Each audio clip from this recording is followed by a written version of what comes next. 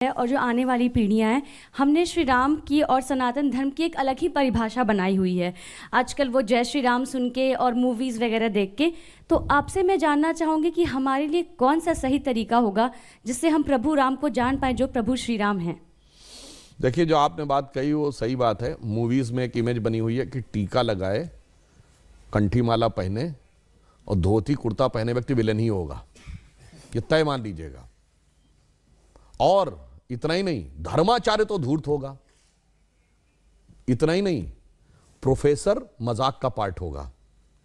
पढ़ने लिखने वाला छात्र बेवकूफ होगा, वो चतुर महालिंगम होगा। और क्लास बंक करने वाला इंटेलिजेंट होगा। पॉकेट मारने वाला व्यक्ति जो होगा वो तो उदार होगा, क्योंकि वो चोरी करके बांट रहा होगा।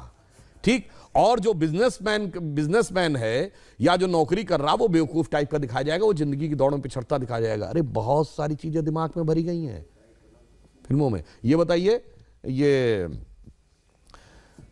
फौजी के डिसिप्लिन का मजाक उड़ेगा। हर हिंदी फिल्म में साउथ इंडियन मजाक का पार्ट होगा।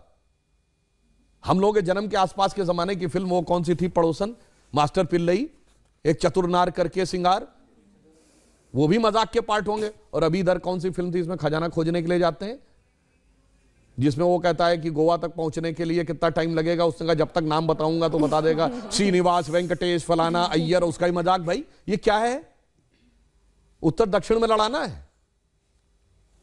हर फिल्म में सरदार मजाक का पार्ट होगा। बहुत बड़ा षड्यंत्र था, ये एक लेफ्टिस्ट एजेंडा था। और इसमें मैं ये नहीं कह रहा हूं कि इस फिल्म वालों ने जान के किया है, वो तो बेचारे खुद भी नहीं जानते। उनका माइंडसेट ऐसा कि उसके टूल बन गए।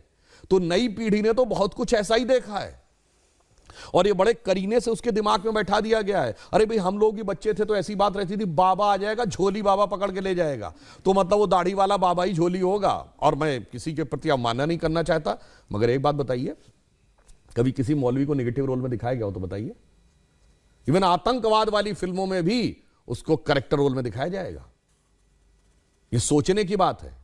एक ही फिल्म में, अमिताभ बच्चन जी की फिल्म है 1970 के दशक की, जिसमें जब उनकी भाभी आती हैं और या मां अगर उनको प्रसाद देगी, मैं नहीं लेता ऐसा प्रसाद, मैं नहीं मानता ऐसे भगवान को जो गरीब का पेट नहीं भर सकता। उसी फिल्म में 786 का बिल्ला उनकी जान बचाता है और उसको यूं हाथ से लगा रखते। सोचिए कैसे दिमागों में चीजें भरी गई हैं। स्वप्न सब साकार कैसे मान ले हम, टल गया सर से व्यथा का भार कैसे मान ले हम। राष्ट्र को है लोग भूले, स्वार्थ है युग मंत्र सारा, वर्ग जाति विभेद की अब बह रही है कलुष धारा। इस अमा के तिमिर को, यानी अमा अंधकार, तिमिर मतलब अंधकार, रात्रि के अंधकार को अब अरुणिमा क्या मान ले हम।